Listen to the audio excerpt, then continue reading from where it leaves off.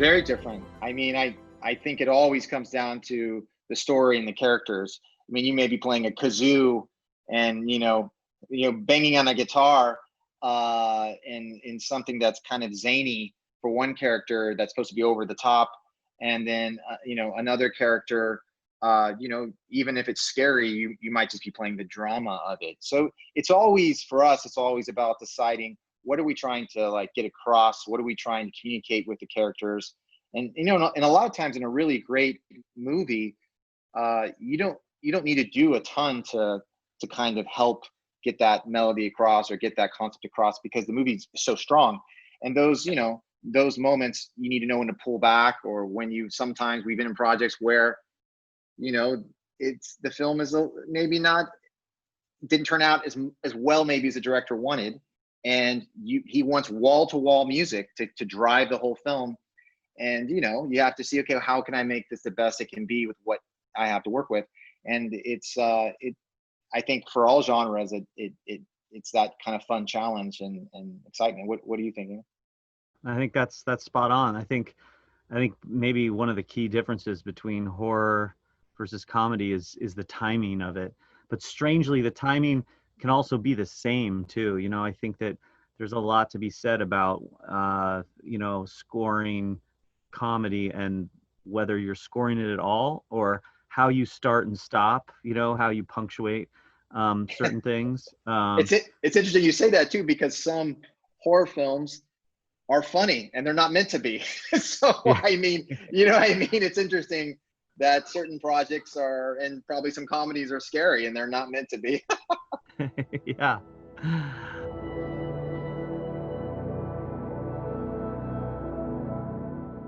I had already seen all the Grudges, and I think I'd seen the first 3, I believe, or maybe just first 2. So I didn't go and re-listen to it right away. I kind of, the director didn't want to go in that direction.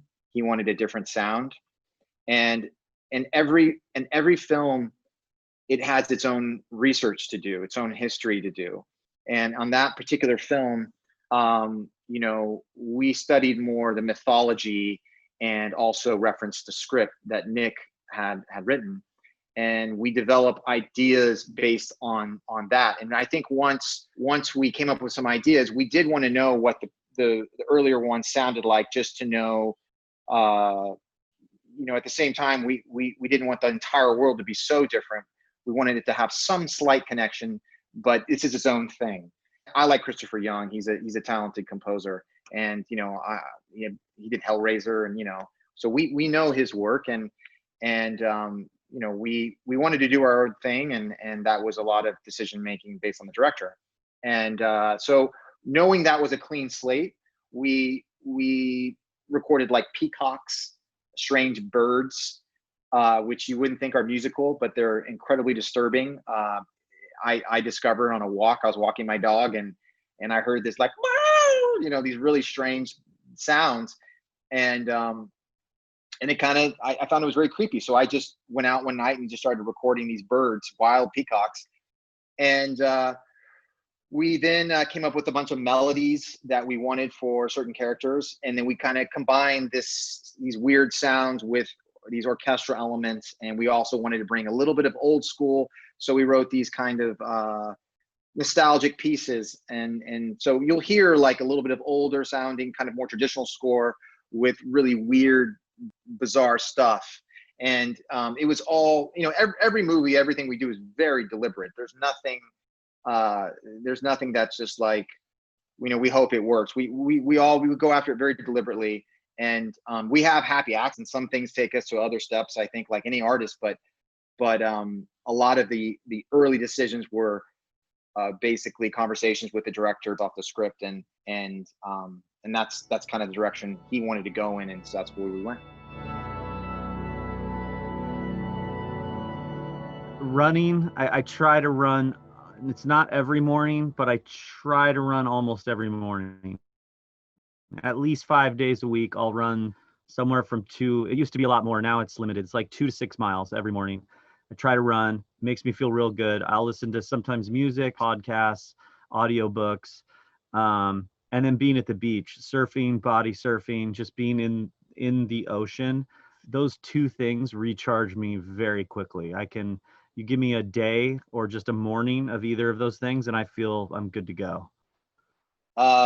Yeah, so similar kind of response. I'm a big ocean lover, and I grew up by the beach, and I love the beach, running and surfing and those things. I think one thing that kind of gets me inspired is when we read a script or we see some new footage. I get really excited just at the ideas that this new world can bring, both melodically and sonically. And I think I love to try to find something that one, we haven't done, and two, that I haven't heard anyone else do, or at least in a long time. It makes it, really challenging and fun to find. There's so many things sonically and musically, I feel like, that are new and fresh, and I love finding those things, and they inspire me, and then I push it on to Andy, and then he can reject it or not. And some of the ideas are super out there that we talk about, and then he sometimes writes these melodies that I'm sucked into, or I write something that he likes. And I think it's inspiring to work off each other, just as it is inspiring when Mike Flanagan or Nick Pesh or someone writes a great story, and that something captivates it. And that's the stuff that inspires me. And I think that's like the inspiration, but then there's the recharge of, like, when you do a project, I tend to find whenever we do projects, it's slightly draining at the end. You put all this physical hours into it, this time. And for us, we put a lot into it because we want it to be as good as it can be, and want the director to really have what it is that they're imagining in their head.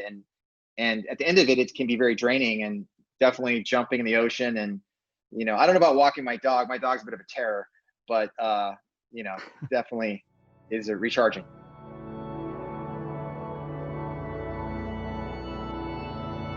We do have new projects. We have several things coming up. Andy, do you want to jump in? Sure. We just finished the Haunting of Bly Manor, which is the second season of Hill House. We finished the new Walking Dead spinoff, which will be out. They just announced it'll be out this fall. We are working on The Purge right now, another Purge movie. That won't be out till next July, I think, is what we were just informed. Yeah. That got pushed. It was actually supposed to come out this year, but with COVID and everything, they're pushing it. So we've got that, and we're just diving in on Flanagan's next project, which he's shooting right now, Midnight Mass. And am I forgetting anything? I think that's it right now. I guess that's a lot. And then we're working on our first sort of Newton Brothers album. So we're just sort of in the midst of that right now. Yeah, which will hopefully be done a few months from now. But we're in it right now. So that's really fun.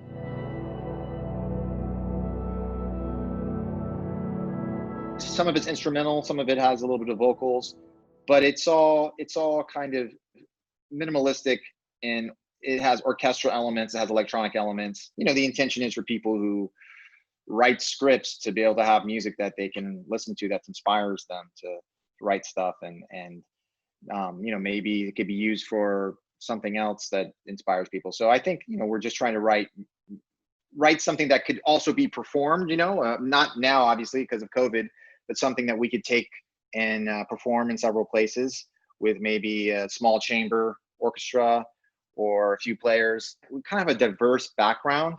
Andy's done the full spectrum, from everything from operatic stuff to rock bands to orchestral. It's like a pretty huge spectrum of stuff. And my mom used to sing opera. My dad played country music, and so it's huge. Again, very different stuff. And so we have a lot to pull from. But I think our heart is always in kind of this hybrid, music that kind of is emotional, that makes you feel something. I think that's what music should do.